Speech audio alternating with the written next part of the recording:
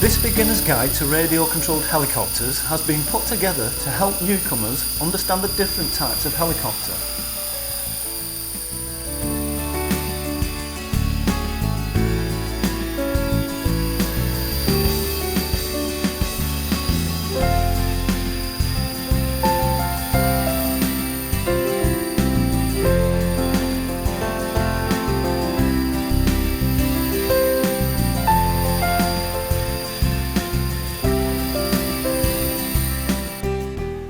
The easiest kind of helicopter to fly are dual rotor helicopters, also known as contra-rotating or coaxial helicopters.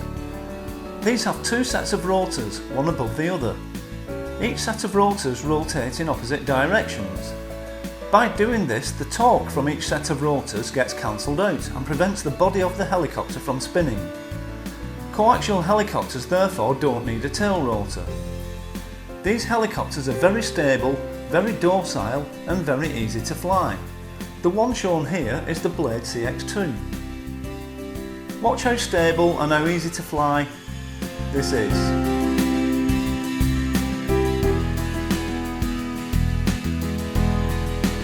You can see it reacts very slowly and is very stable.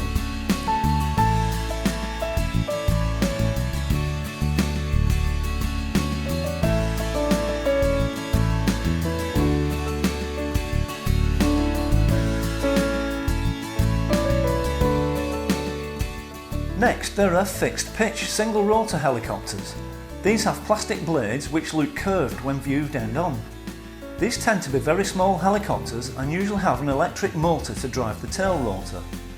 They are more lively than coaxial helicopters but can stand a few bumps and crashes without serious damage. The model shown here is the Blade MSR.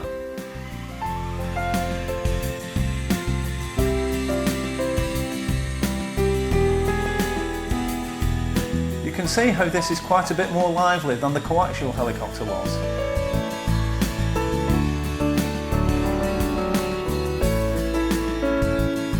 Finally, the hardest helicopters to fly are the single rotor collective pitch helicopters. These are known as CCPM, which means Collective Cyclic Pitch Mixing. They have an intricate set of linkages and a swash plate that changes the angle of the rotor blades in order to give lift and directional travel.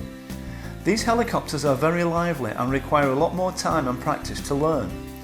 Notice how the pitch on the blades changes as I move the left transmitter lever up and down.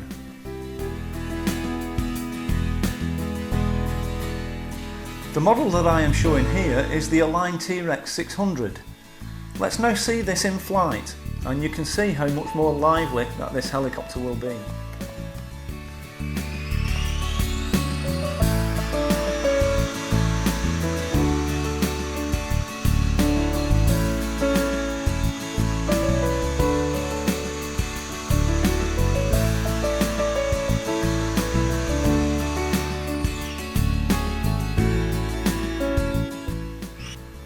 Finally, larger helicopters are easier to fly, so should a beginner start on a larger helicopter?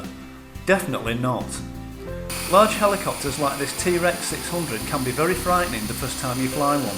They could also cause serious injury and will be expensive to repair if crashed.